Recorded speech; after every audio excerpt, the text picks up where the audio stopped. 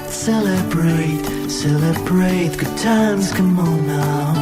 Let's celebrate, celebrate good times, come on now, na na na. 김혜민의 이슈앤피플.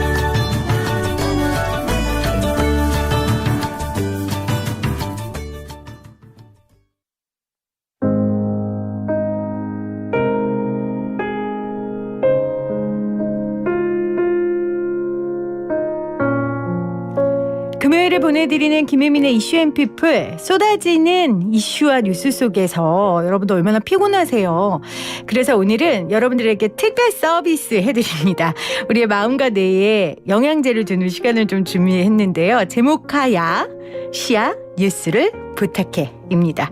이 코너는 2분밖에 할 수 없습니다. 시를 잊은 그대에게, 그리고 우리가 인생이라 부르는 것들의 저자 한양대 정재찬 교수 나오셨어요. 어서 오세요, 교수님. 네, 안녕하세요. 어유, 메아리가 들려야 될 것 같아요. 메아리가 어디서? 안녕. 반가워요. 너무 우리 오랜만에 만났는데 너무 떨어졌죠? 예. 네. 아이고. 코로나를 상징적으로 네네. 형상화한 스튜디오 상황이라고 할 수 있겠죠. 예, 뭐 일부에서 뭐 취조실 같다고 얘기하겠지만 그렇게 생각하시면 안 되고 우리의 안전을 지켜주기 위해서. 그럼요, 맞습니다. 근데 마스크가 제 마스크를 가려서 네.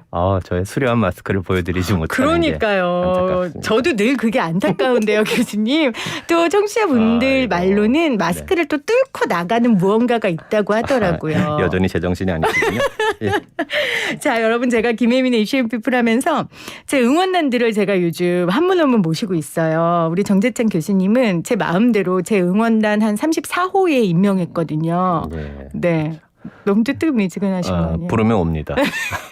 아니에요. 부르면 오시는 정도의 분이 아니신데, 제가 사실 우리 청취자분들께 꼭 소개하고 싶었던, 이미 너무 알려져 있는 분이지만 오셨습니다. 감사합니다. 예, 예. 자, 교수님. 예. 어떻게 지내고 계세요?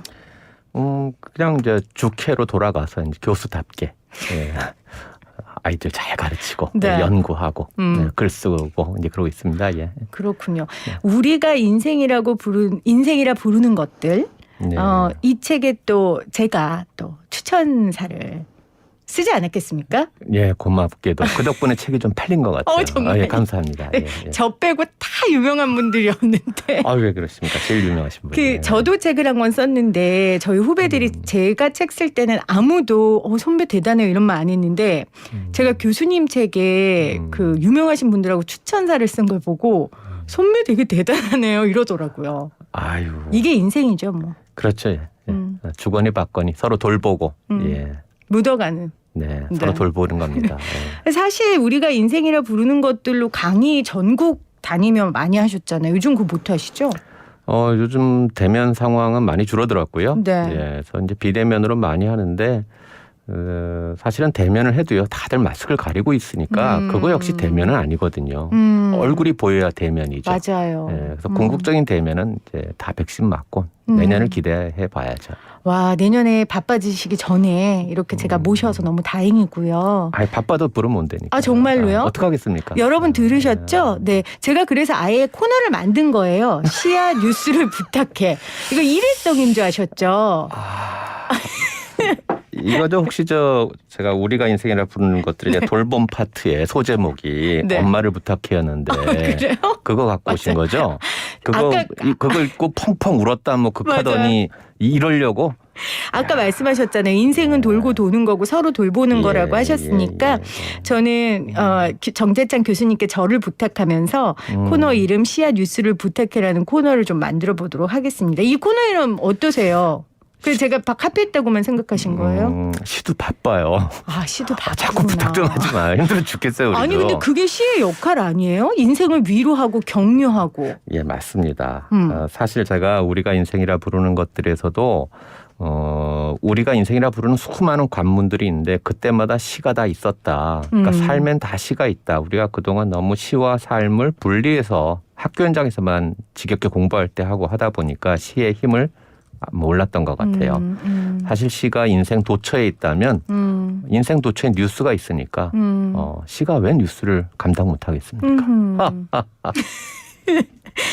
사람들의 삶 속에 그러니까 뉴스 속에 당연히 시가 존재한다라고 얘기해 주셨는데. 그래서 제가 심지어 네. 우리 시 중에서 또 뉴스가 등장하는 것도 찾아오지 않았습니까? 아 그래요? 예, 그런 게 있어요? 부탁하면 저 바로 찾아옵니다. 이런 거. 시 안에 뉴스가 등장하는 게 있다는 말씀이세요? 네. 자, 그러면 한번 우리 정재찬 교수님의 낭독으로 한번 들어보도록 하겠습니다. 시한 뉴스를 부탁해 하셨는데 박세현 시인의 행복이라고 하는 시입니다. 행복. 오늘 뉴스를 말씀드리겠습니다. 오늘 뉴스는 없습니다. 우리나라 국영방송의 초창기 일화다. 나는 그 시대에 감히 행복이란 말을 적어 넣는다. 시 입장에서는 뉴스 없는 게 정말 뉴스겠죠.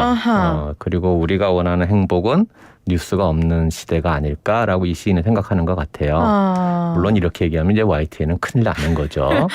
그러나 사실 뉴스가 꼭 굳긴 소식만 있는 건 아니잖아요. 그죠? 그래서 사실 저거보다 더 행복한 시대를 꿈꾸는 건 행복한 뉴스가 넘치는 시대가 진짜 행복한 거겠죠. 뉴스가 없는 것보다는. 행복을 디폴트로 알면 행복한 뉴스가 별로 없어요. 근데 사실 인생이 그렇게 만만하지는 않거든요. 그래서 우리가 조금 다른 방향으로 생각해 주면은 YTN이 전하는 많은 뉴스도 시처럼 들릴 수도 있겠다. 그리고 요즘 그 뉴스들 보게 되면 마무리를 멋지게 시로 마무리하는 경우도 점점 늘어나고 있더라고요. 맞아요. 뭐 다 제 영향이라고 말할 수는 없고요. 맞아요. 정말 교수님 영향이에요. 아니, 시의 대중화, 시 전도사. 예, 그래서 너무 그때마다 저는 보기가 좋아요. 그래서 뭐 뉴스들도 이러면 이렇게 좀 시적으로 쓰면 어떨까. 네. 반도체는 한반도에서 뭐 이렇게 그런 거. 지금 지으신 거예요? 그럼요. 반도체는 한반도에서 이거 괜찮은데요? 완전 카피인데요? 그렇죠. 그렇게 좀 해준다든가. 14일부터 등교 대면 수업을 한답니다. 자세히 보아야 예쁩니다. 뭐 이렇게. 그러면 뭐 시를 갖고도 뉴스를 할 수 있지 않을까 싶어요. 와, 사실은 아까 전에 제가 행복 이 시 들으면서 좀 피식 웃었던 건 교수님이 너무 그 초창기 뉴스 앵커처럼 읽으셔서 피식 웃었지만 이 뉴스 굉장히 묵직한 뉴스네요. 네. 또 사실 국영방송 초창기면 이 시대 상황이 굉장히 엄중했을 것이고 맞나요? 아마 그때는 뉴스 취재원도 좀 부족하고 그렇죠. 그 옛날 얘기죠. 요즘 뭐 뉴스 없으면 뉴스 만들어서라도 갖고 오는 시대다 보니까.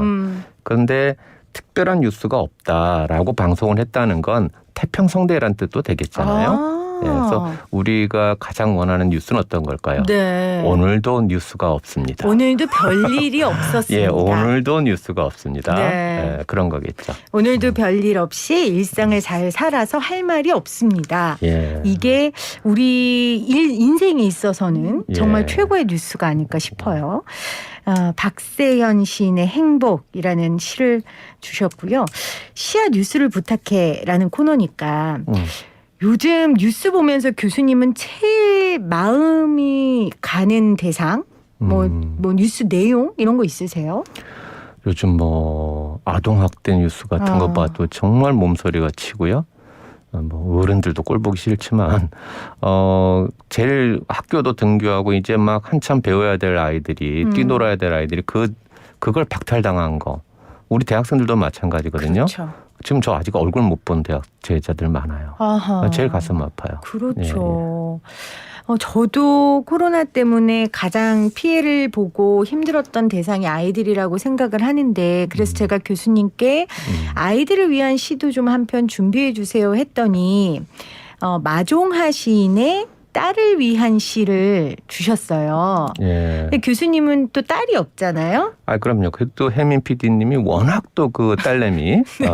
제 미니미. 그렇죠. 네, 제 미니미. 이게 맞춤형 선물일 거라고 생각해서 제가 갖고 왔습니다. 그래서 물론 이게 딸만을 위해 시인이 이야기한 건 아니죠. 우리의 아들, 딸들을 위해 자녀를 위한 시인데 마종아 시인의 딸을 위한 시, 이 시를 가져오셨는데 제가 좀 낭독해 보도록 하겠습니다. 네. 딸을 위한 시 마종하. 한 시인이 어린 딸에게 말했다. 착한 사람도 공부 잘하는 사람도 다 말고 관찰을 잘하는 사람이 되라고. 겨울 창가의 양파는 어떻게 뿌리를 내리며 사람은 언제 웃고 언제 우는지를. 오늘은 학교에 가서 도시락을 안 싸온 아이가 누구인지 살펴서 함께 나누어 먹기도 하라고. 이 시를 잘못 읽으면요. 이래서 시인 아빠는 문제야. 그럴 수도 있어요. 그럴 수 있죠. 예. 시인 남편을 둔 와이프는 그렇죠. 속도될 수도 있죠. 교수들도 이런 사람들도 있고요, 종종. 네. 근데 이 시를 그렇게 예를 들어 착한 사람 되지 말고 공부 잘하는 사람 되지 말라는 시라고 읽으시면 안 돼요. 사실 잘 보시면요. 관찰을 잘하는 사람이 되라고 했는데 뭘 관찰하라고 시인이 얘기했는지 거기에 주목해 보세요.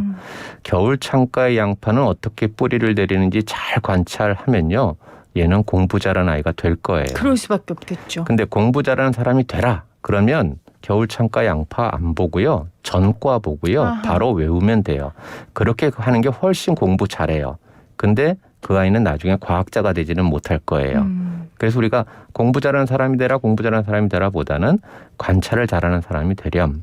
근데 겨울 창가 양파가 어떻게 뿌리는지 정말 잘 관찰하면 얘는 과학자가 될 거예요.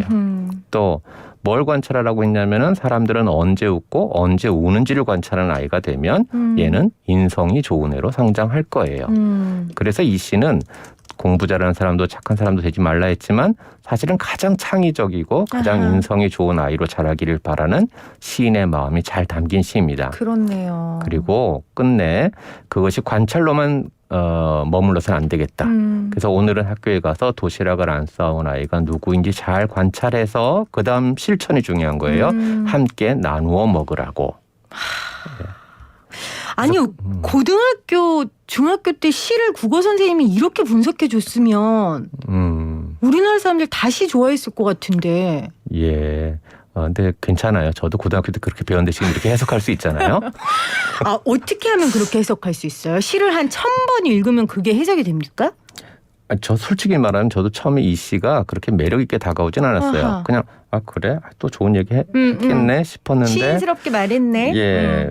근데 그럴 때 되면 그러면 시인이 뻔한 말을 할 리가 없는데 하고 반대로 생각해 보면서 혹시 시인이 이런 생각을 한 건 아닐까? 시인이 그런 생각 안 했어도 좋아. 나는 그렇게 읽을래. 하다 보면은 또 이제 새로운 눈이 뜨일 때가 있어요. 그렇게 해도 돼요? 시인은 그렇게 생각 안 해도 좋아. 나는 이렇게 읽을래. 괜찮아요? 심지어는 시인이 생각 못한 걸 제가 생각할 수도 있지 않을까요? 그거는 마찬가지로 제 책을 읽은 독자가 저는 이렇게 읽었어요. 그러면 고맙죠. 그렇군요. 네, 마종아 시인의 딸을 위한 시는 공부와 인성과 타인을 향한 관심과 연대까지 다 갖춘 네. 내 자녀가 그렇게 됐으면 좋겠다라는 부모의 바람을 담은 그런 시네요. 그러니까 우리가 공부하면서 공부를 좋아하게는 만들지 않고 잘하게만 만들려 하잖아요. 맞아요. 그러면은 목표와 그 결과를 혼동하면 안 돼요.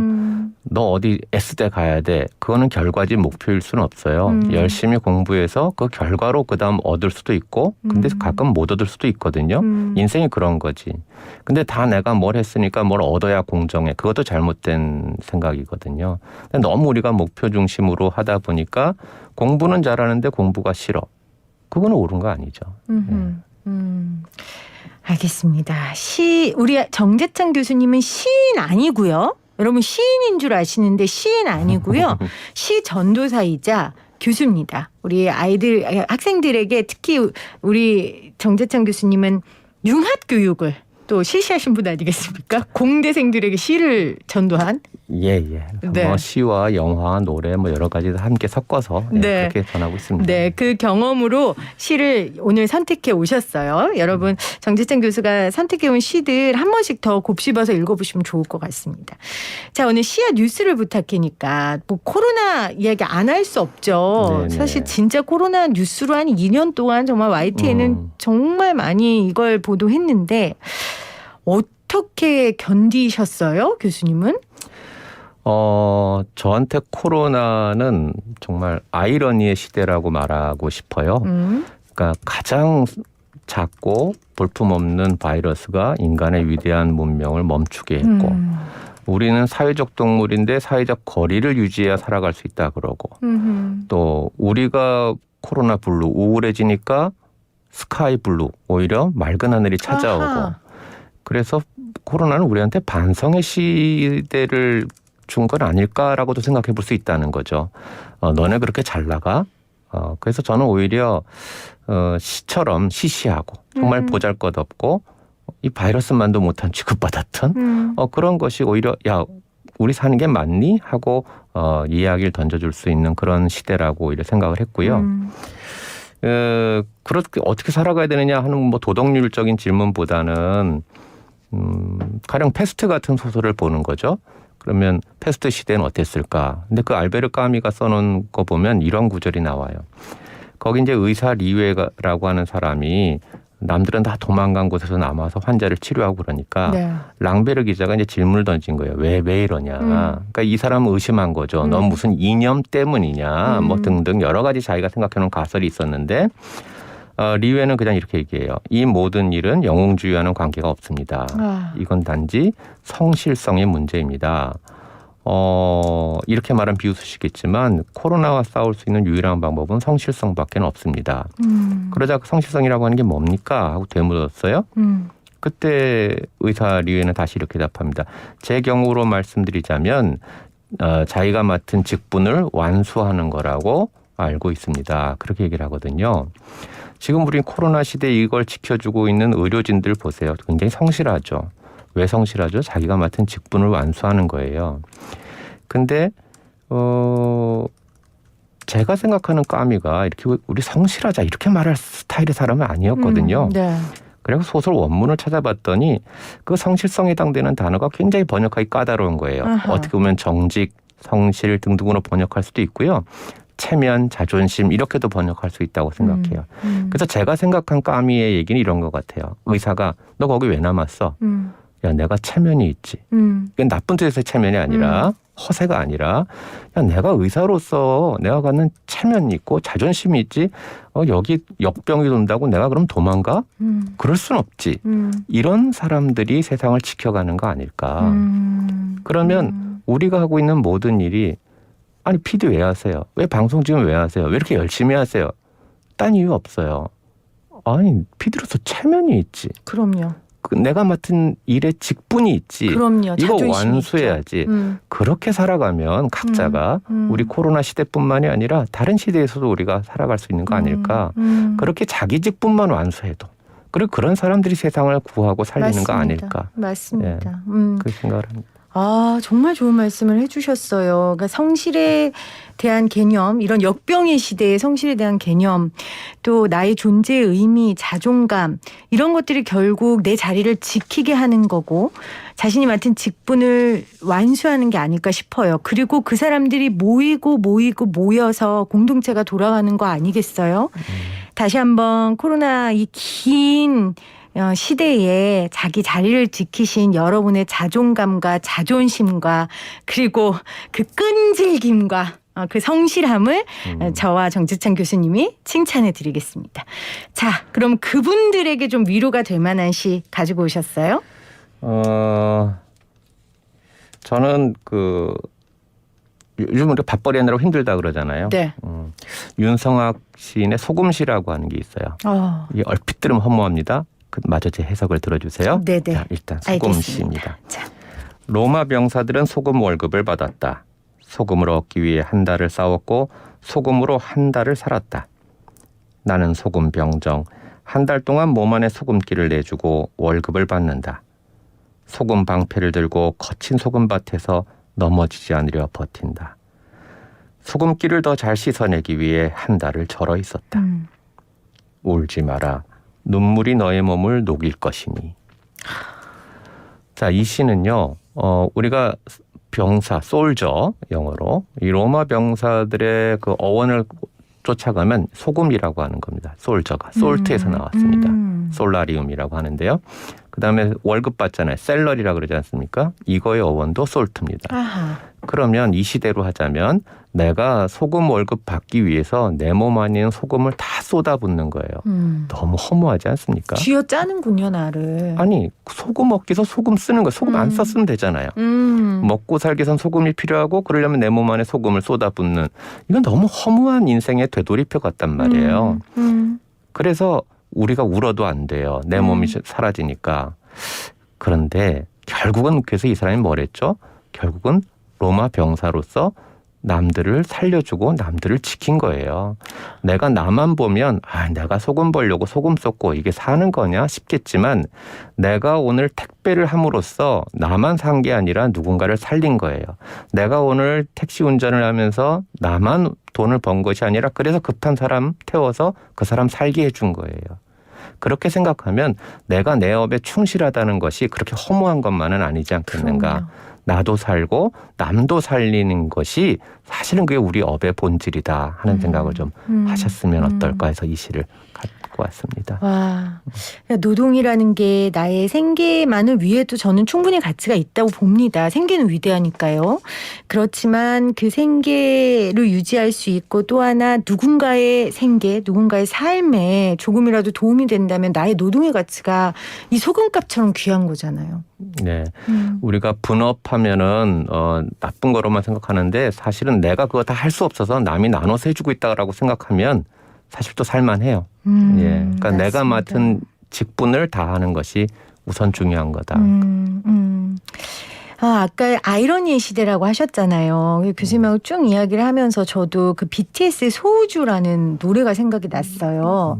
물론 작은 것들을 위한 시라는 곡도 있지만 그 소우주도 가사가 이렇거든요. 우린 빛나고 있네. 각자의 방 각자의 별에서 어떤 빛은 야망 어떤 빛은 방황 사람들의 불빛들 모두 소중한 하나 어두운 밤 별처럼 다 사라지지만 큰 존재니까. 한 명 한 명이 다 소우주고 네. 그 소우주가 함께 모여서 우주를 이루는 거잖아요. 네네. 이 노래가 생각이 났어요. 교수님하고 이야기하면서. 지금 이거 BTS가 듣고 있어요. 그래서 하시는 건 아니고요. 아미는 듣고 있겠죠. BTS는 뭐 듣겠습니까? 제 방송 바쁜데. 네, 아미가 워낙 많으니까 아미는 듣고 있어요. 사랑해요 아미. 정말 우리 모두 소우주라는 거. 사실은 저도 책에서 BTS의 노래 가사를 인용하기도 했었죠. 이분들 시인들이니까. 맞아요. 예. 지금 아미 의식하시는 거죠? 어떻게 알았지? 자, 여러분 정재찬 교수의 이 책에 그 BTS 노래가 들어있습니다. 아미 여러분 지금 서점에 가셔서 오빠들의 곡이 있는 이 책을 예, 감사합니다. 오, 시간이 이렇게 됐네요. 제가 정말 지금 빨려 들어가면서 이야기를 들었는데 정말 2년 가까이 잘 버텨온 우리들 정말 너무 장합니다. 너무 장하죠, 교수님. 네, 그럼요. 그래서 우리 이 시야 뉴스를 부탁해 마지막 시간에는 시 한 편으로 마무리하고 싶어요. 사실 정재찬 교수님이 자신의 사명은 시를 소개하는 곳이다. 그래서 시를 소개하지 않는 곳엔 안 나가세요. 그래서 교수님을 꼬시려면 시를 소개할 수 있게 해드려야 되거든요. 아니에요. 아이유 오면 갈 거예요. 아이유는 시니까요. 그럼요. 예, 아이유는 정말 시인이니까 그럼요. 이 시대에. 네. 그럼요. 예. 자, 오늘 정재찬 교수와 함께한 시야 뉴스를 부탁해.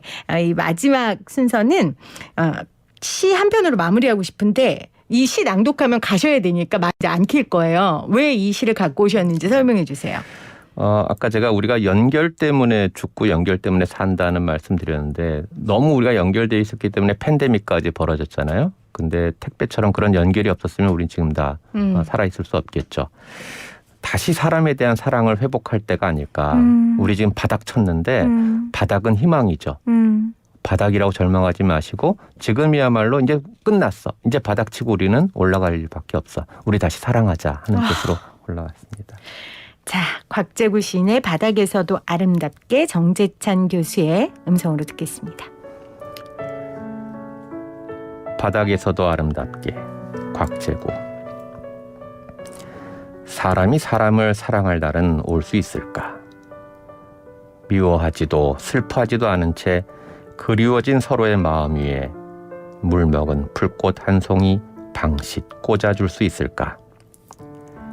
칡꽃이 지는 섬진강 어디거나 풀 한 폭이 자라지 않는 한강변 어디거나 흩어져 사는 사람들의 모래알이 아름다워 뜨거워진 마음으로 이 땅 위에 사랑의 입술을 찍을 날들은 햇살을 햇살이라고 말하며 희망을 희망이라고 속삭이며 마음의 정겨움도 무시로 나누어 다시 사랑의 언어로 서로의 가슴에 뜬 무지개의 꽃무지를 볼 수 있을까?